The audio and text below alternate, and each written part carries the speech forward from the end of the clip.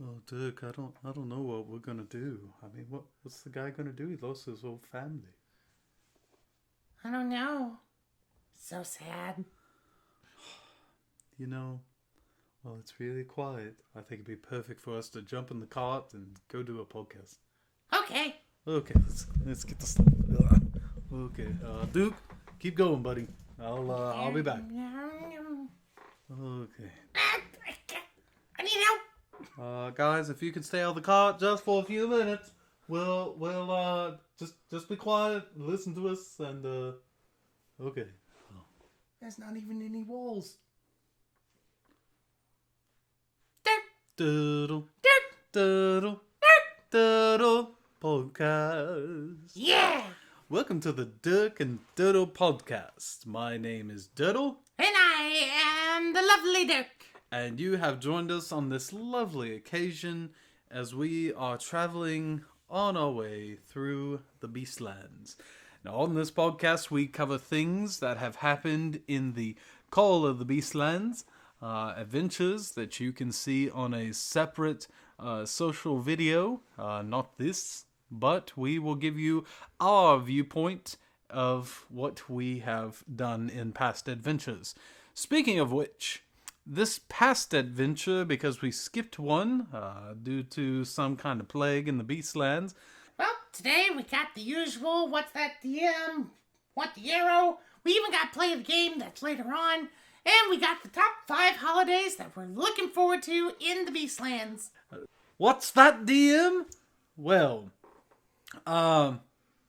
I wasn't paying attention. Oh, that's what it is. So, last time in our adventure, there were multiple times we were having very good team dialogue. I mean, we were just going back and forth, and the ideas were just churning. And really, I mean, after we stopped filming, the director afterwards said, "Guys, that's the best you've ever done on this series." But when we started addressing the voice in the sky or looking for direction, it was very silent. It was, and I mean, I've got a recording right here. Okay. I'm going to play this recording. It's going to be live. Well, actually, it's not live, but it was recorded live of a live interaction of what happened. So I'm going to play this right now. Yeah, and we could totally dress up as a king, and I know the mechanics behind what it means to be a king. But can you bring up the map? Hello?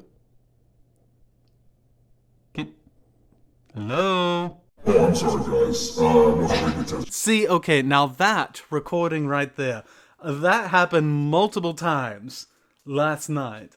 And I mean, DM, what's it gonna be? Are you dementia minded? I mean, what are you? What are you? Are you trying to help us play the game, or are you trying to draw things out? It's like praying to a god, and then the god going, Please wait a second. I'm currently busy. The audacity. we're trying to make a name for ourselves, but we can't make a name if there's no voice for our name to be broadcasted on. So it's just hard. I mean, times are hard, and it's hard to get attention, but... Hey, Dirk. What? I'm talking to me. Oh. Guess who I am? I don't know. Anyway, so, on to the second part. What the arrow? So, when we started our adventure yesterday, we were continuing a battle that we had stopped in 2 episodes ago for the Beastlands, and we were fighting this god of sorts who had an issue crying. So we fought this boss who was this little ectoplasm thing that lived in a statue. There were 5 statues, and we busted one statue. This little orb was here, and then people got scared. They tried to hit it, which I wouldn't have hit the thing. I mean, it's almost like, are you kidding me?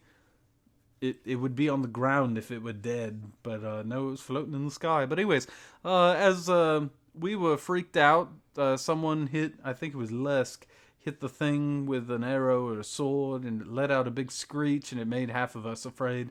And it tried to go the other statue. It was terrifying. Well, we ended up almost killing it before it even got to the second statue, which makes me wonder what kind of being that is revered and feared throughout the land can't just instantly teleport themselves into another body.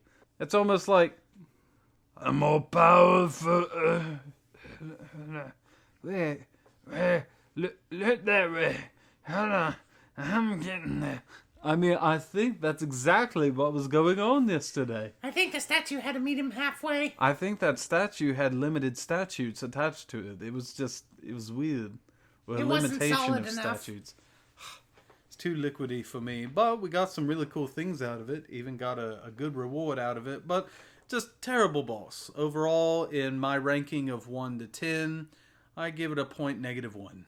And I've been to work before, and I've had worse bosses. Which brings us to... I wasn't paying attention. So, the top 5 holidays of the Beastlands. So, it was interesting as in our discussion that we started talking about a dimension of the Beastlands that I don't know how we forgot it. One of the best things in all the year are holidays. These top 5, we asked the staff of the Dirk and Durtle podcast, and we asked ourselves what our favorite holidays were. And some of us had actually never looked into or thought about the holidays of the Beastlands. Well, not to fear. We have found a it's a book that has all the holidays of the Beastlands Compendium. in it. Oh, compendium. Okay. I'd never learned that word. So these 5 holidays, the first 3 that we're going to give are localized holidays, but then our top 2 and 1 are actually holidays that are celebrated all across the Beastlands. We have to remember as we're adventuring through the Beastlands, this is a very diverse group. Dirk, what is the 5th top holiday of the Beastlands? That is Aggersnaz Day. Say that again. Aggersnaz Day. Aggersnaz Day. Yep. That's a goblin holiday, It isn't sure it? is. Oh, I love that holiday. So Aggersnaz Day is actually the greatest day in the land of the goblins, Yes, second to number 1. But Aggersnaz Day is a celebration of the life of a man named Quite. And Quite D. Ed was walking and traveling through the Beastlands one day, and he said, you know what, I want to establish a colony here. So, in trying to do so, he put up his tent. He went inside his tent just to find out that he had pitched his tent on a cliffside, fell off that cliff as soon as he walked into his door, and landed in a pumpkin patch. Ever since then, we have been paying homage to him as a goblin community in celebrating Aggersnaz Day. It's a wonderful event where goblins dress up in tuxedos and we sip on what we call pumpkin juice. Or short, pine. Now, as goblins are drinking their pine juice, it is very normal for goblins to always end sentences in honor of the founder of this holiday, Quite the Ed, by just ending their sentences or even just making a complete sentence out of the word quite. For Quite. example, Dirk, this podcast is just quite. Indeed, quite. That's so terrible! No, we can't dishonor the dead. That's quite dishonorable. Quite. Quite so, quite so. But this holiday is probably second in the Goblin lands. We'll get to the top one here in a moment. But Aggersnaz Day. You dress up all snazzy and you celebrate Quite the Ed. So the second top holiday in the Beastlands is actually called Poch Day. Now, Poch Day is a day celebrated by the arachnid varieties. In fact, it is a celebration of the Spiderland, in which these spiders, on this particular day, they celebrate this day for this occasion. There was one day, there was this goat grazing on a cliffside, And just so happened that goat just kind of lost his footing, fell off the cliff face, and landed on a spider. Well, where that goat landed on that spider at the bottom of the cliff face, that was actually the origin of the Arachnid Nation. So they commemorate this particular event of the founding of their nation by putting a goat up top, and the mightiest spider of the entire clutter or cluster, they put themselves at the bottom of the hill and give their lives for the people. Now, this is also known as the best day for predators to attack the Arachnid Nation, because all their attention is looking upward to this goat, and they try to make sure that the goat that falls from the cliff face, he has to fall about 250 feet. This goat has to weigh, at minimum, 400 pounds. So if you could imagine the velocity of the goat as he goes down the cliff face onto the arachnid kind, it's smashing hit. Arachnidicus.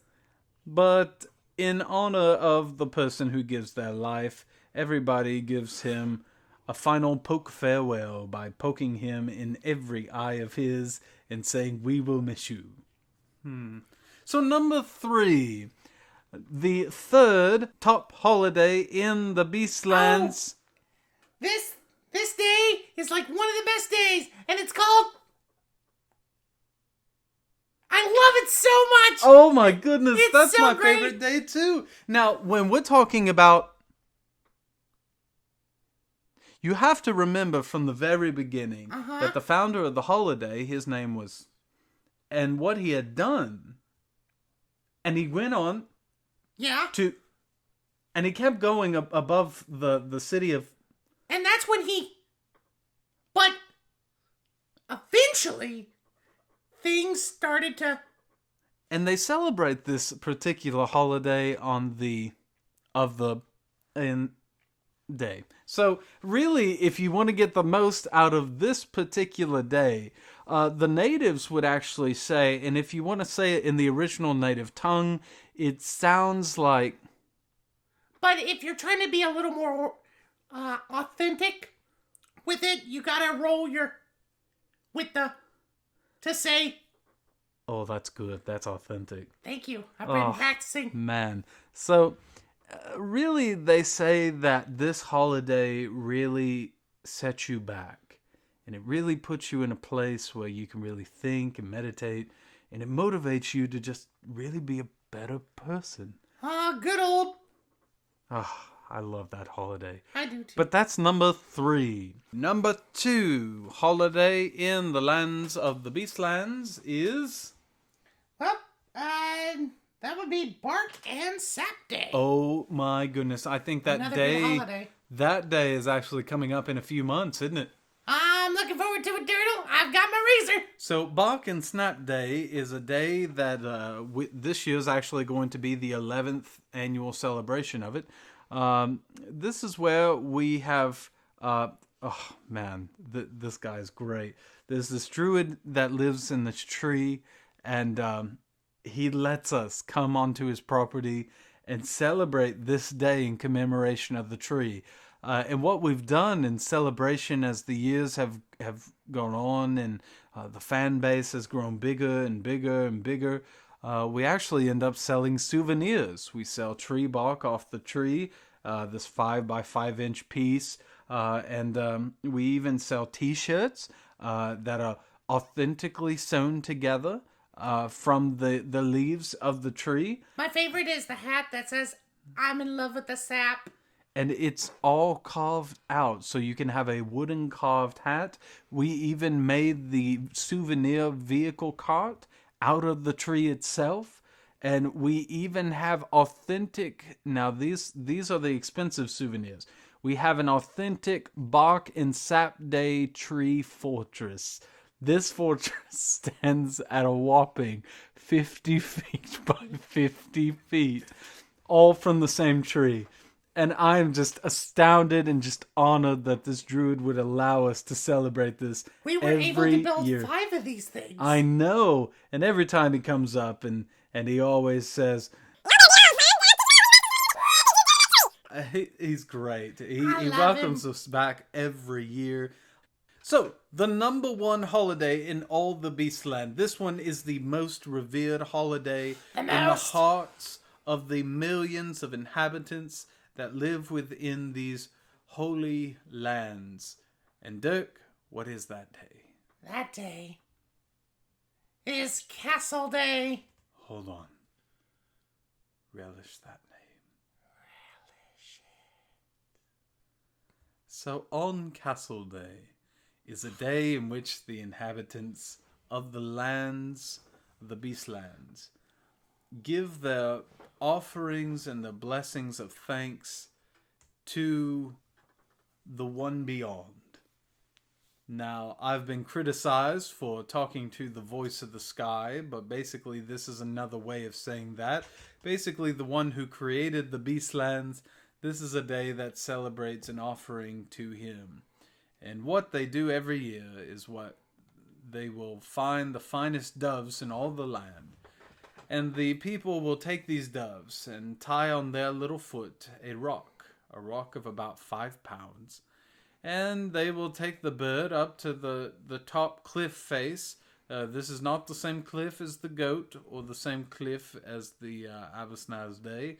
But this particular cliff is found on the heights of nowhere. And you go on these heights of nowhere and you say to the one beyond, I give my gift in honor of you and thank you for what you've done for me. And people will throw their doves in the air and watch them fly off into the distant sky. And the doves fill that role every time. I know, and even when you talk about doves and the aquatic system in which they have to acquire in their physique, it's just radical. It's just so surreal. Such a good holiday. So those are our top 5 holidays in the Beastlands. This leads us to the play of the game from our last episode. When we ended our adventure, we had picked up a young lonesome rabbit folk. Well, it turns out play of the game goes to... The Knolls! The Knolls. The Knolls that slaughtered everyone. Except one Burling. In fact, we are very experienced rangers and we have seen many, many scenes. I have never seen so much clean cuts in my life. Like, I was just impressed at how they left the scene, the professionalism they had. I mean, there were carts there, and there were none that was left. Yeah, I mean, there were tons of vegetation things there and tons of people there. But when we got there was a clean-cut hedgehog, there was a clean-cut rabbit, there was even a little baby doll left in there. And all we found from it was just one survivor. Props to you, Knowles. We are proud of you.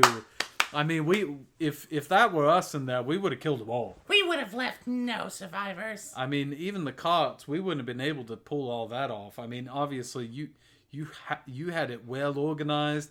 I mean, we are just in awe of you. And you did it like in a 7-minute span. I know, we didn't even see it coming. It was Well, good. I mean, I did see it happen. What, you saw it happen? Well, the lights flickered out, and that's what You're alarmed telling me me. people lost their lives, and you did not go help them. Oh, no, I sent somebody to help them. And you think I'm the one who's mean to little children and leaving them out to die. And what do? A whole clan. Instead, now we have a little traumatized kid who's riding and sleeping in the cart up there, and you're the cause for all of this. Dirk, how dare you? But without it, we wouldn't have a play of the game. You know what? You're right. I'll guilt trip you after we're done with this episode, but Knowles, good job. You've knolled Really us all. So that's all that we have today on the Dirk and Durtle podcast. Thank you so much for being with us, and we hope that maybe some of this insight to our knowledge of the Beastlands and our viewpoints of things going on has actually helped. Oh, we had a bump! No! Durtle, don't leave! So I'm Dirk, and that's Durtle screaming in the back. I'm Dirk! Signing off, saying thank you, have a good night, and we'll see you next time. Stop the